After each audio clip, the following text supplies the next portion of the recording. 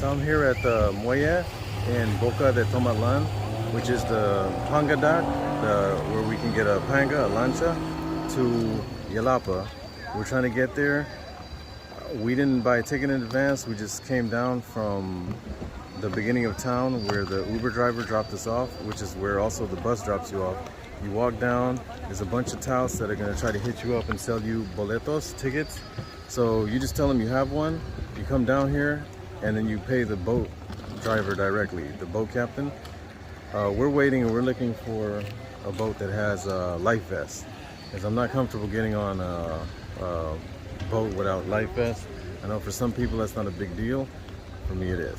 So anyway, the sun's pretty hot, it's blaring, and I'm hoping we can find one with a vest real soon. Okay, so here's a water taxi with life vests, with life jackets. So we're gonna go ahead and get on this one and pay when we get on. I'm excited, we're finally going to Yelapa. We've been trying to get here for weeks now, and we've been lazy and waking up late, so maybe we can finally get there and enjoy some sun and fun on the beach. And we're on our way.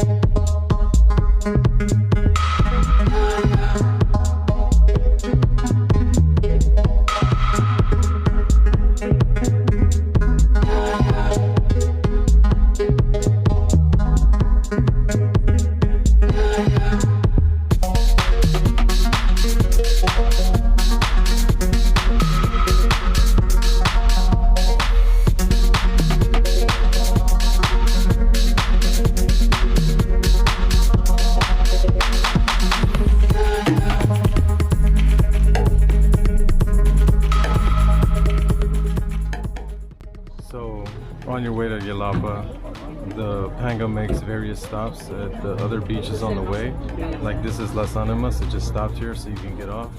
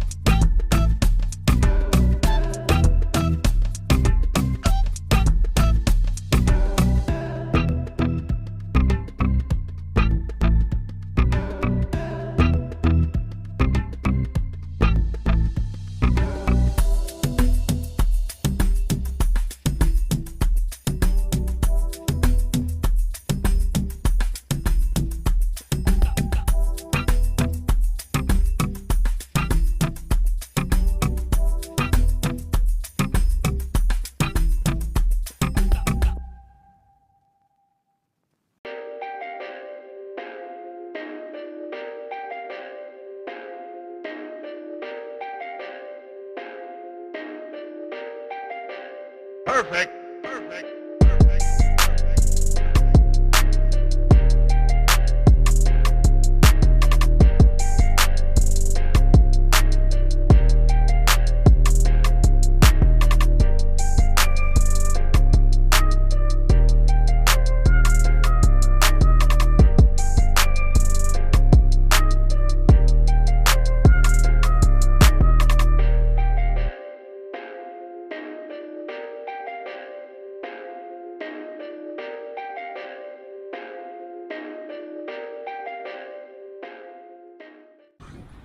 Okay, so we've now made it to Yelapa. Wow, that was quite a boat ride. Talk about bumpy, and when they say it takes 30 minutes to 40 minutes, they're not lying. This shit is far. It's way the hell out here on the outskirts of PV. And I'm not gonna say I get seasick, but I'm not a fan of bumpy boats. And like the guy behind me, he vomited. Anyway, that's a hell of a ride. I'm just glad to be here. I'm gonna spend some time at the beach. I'm not really sure I'm gonna hike to the waterfall because I'm just here to chill. And I think I've had enough excitement for the day with the boat ride. And of course we're gonna have to do that in reverse going back to Puerto Vallarta. So anyhow, from what I can see already, it's a very beautiful place. Pictures and video does not do it justice. Pretty. You guys see homeboy over there sitting down. He kept throwing up on the boat towards the end. Because for a while there, I was starting to wonder myself, like, when the hell are we gonna get to this place? Because I was starting to feel a little iffy. I did bring my Dramamine. I didn't take it. Luckily, I didn't need it. But I'm just glad we're on land now.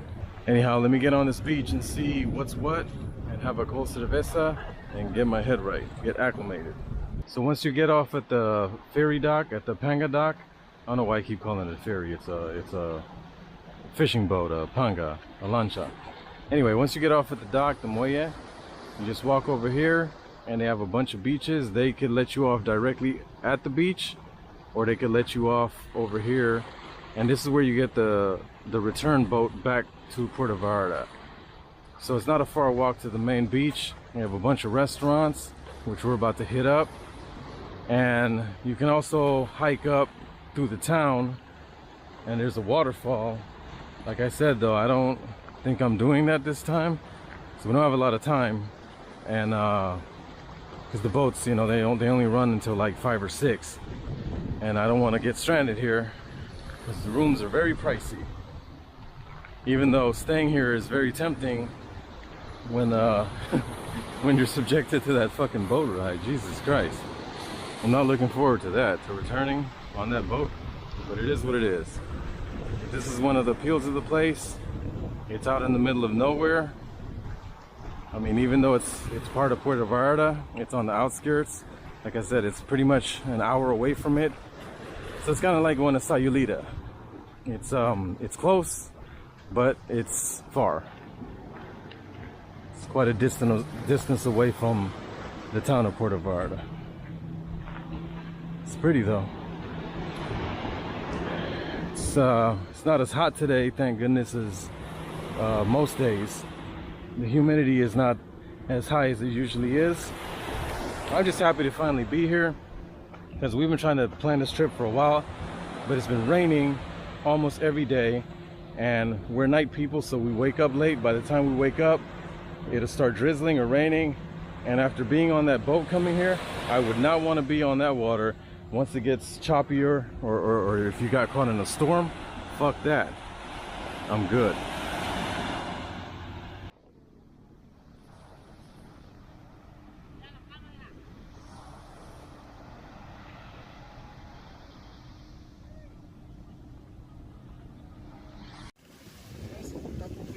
Gracias. I'm a simple man. I like bitches, beaches, and beer. The 3 B's of life.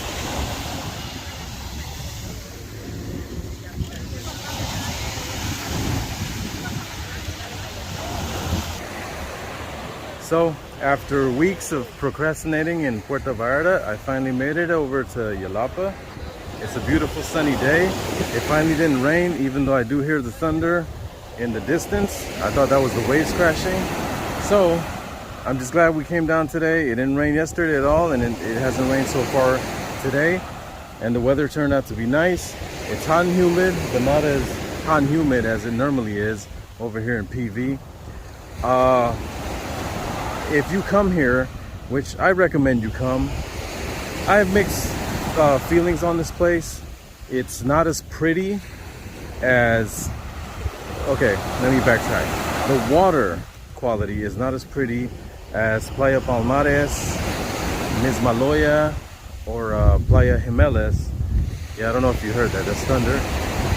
Those beaches, this time around, the water quality has been clearer, prettier, and cleaner. The water today is looking kind of like Sayulita, except this isn't runoff from sewage, which is disgusting. This is actually from the rain, from the mountains, the dirt, and of course the sand, made the water look brown. So it's not the pretty turquoise blue pictures that I saw on the internet on IG and Facebook and YouTube before I came here. So I was kind of bummed out about that. The water quality didn't look as good as I was expecting, but it is a very pretty place. It reminds me of Southeast Asia, Vietnam. You have a bunch of palm trees, a bunch of greenery, surrounding hillsides, surrounding the beach. As a matter of fact, Predator was shot out here. The first Predator with Arnold Schwarzenegger. And then of course, everything is centered around beach life. You have all the pangas, all the lanchas, all the fishermen. So it's very reminiscent of something like that. So I do like that. The chill factor here is like a 10 plus. I almost fell asleep hanging out here, and I could definitely see myself spending the night here. But we took a day trip over here, which I recommend doing. If you do a day trip, do not do a tour. The only bonus I see to doing a tour is that you'll take a bigger boat over here, which I'm not looking forward to the bumpy panga going back, because man, that ride was, whew, it was savage. And there's a guy that came over with us, you know, I know he's dreading going back because he's been throwing up the whole time. It was a mix of seasickness, and he also said he ate something bad, but dude has not had a good time at all. He's just been vomiting the whole time, and he's pretty much been asleep for the remainder of the time. His family seemed to have had fun, but he did not. So I'm not looking forward to the return ride, neither is he, neither is my wife. So that's the only positive side I can see about you doing a tour. You take a bigger boat, like the last time when we went to Las Animas and Camixto, you take a bigger boat, so the waves will impact you less. Still, you know, got a little bit of rough. Coming here though, we were going against the waves. Going back, we're going with the waves. So hopefully the ride won't be as rough. And the boat's about to leave in about 5 minutes actually. So I'm gonna have to head over there. But I recommend coming here. If you do come, like I said, don't do the tour unless you want to take the big boat and avoid the bumpy water. Go down to Boca de Tomatlan. Take a bus or Uber. The bus, of course, is super cheap. It's like $1 for 2 people, 50 cents each person. And then you just walk down to the muelle, to the boat dock, and you just pay when you get on the boat. We didn't pay until we got here. And it's 100 pesos per person. They were charging $100 with a so-called 2-for-1 deal for tours to come here. So come on, man. Like, we spent $20 basically to come here on a day trip, as opposed to $100. So anyway, I'm gonna try to get this boat now. I recommend coming here. It's nice. I wish it hadn't been storming as much and the water clarity and visibility would have been better, but it's still pretty. Check it out. See it for yourself.